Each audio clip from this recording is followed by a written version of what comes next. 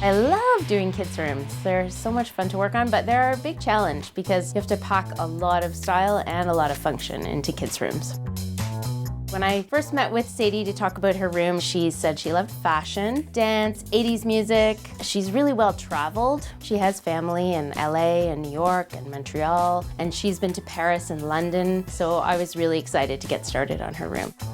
I was looking to create something that would look great for her now, but would also have the possibility of changing over time and evolving. And even we could choose pieces that she could take with her to her first apartment or to university residence. I definitely think the desk and the office type furniture could definitely go with her. This is an older home that didn't have a closet, so by taking the new IKEA PAX unit right up to the ceiling, and we really kitted out the interior to suit the things that she has now, but also there's tons of space in there for her to expand the wardrobe and shoe collection.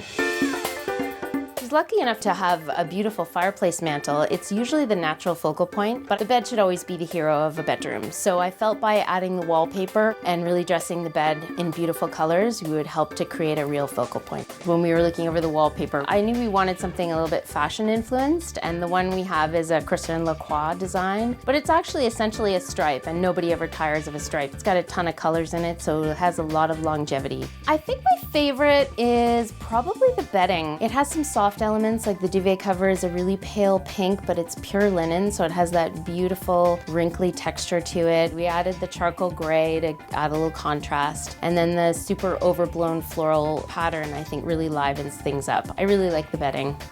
I did want to bring in some pieces with cleaner, more contemporary lines. The vanity table, the desk, and the desk area furniture really kind of contrast so that things aren't too fussy in here. But I did also bring in some great antiques. The bedside tables are really beautiful. And then the fun club chair in the porch is actually a French Art Deco club chair. And then we had it reupholstered in a luscious green velvet. So it's a real sink-in piece.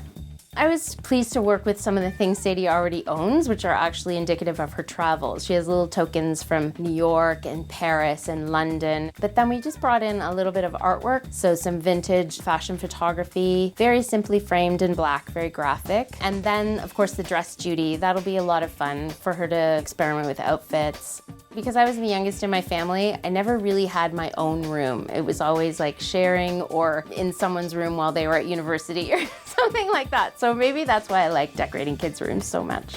And in fact, when I decorate a kid's room, I try to decorate a space that I would be comfortable in, because I think that's the true test of it not being too kiddie or kitschy or that sort of thing. I really want there to be some sophistication, and I definitely brought that in. The lighting, and the pretty sconces, and the hardware on the built-ins is beautiful agate slices with gold leaf detail, very sophisticated. Those kind of touches, I think, kick it all up a notch.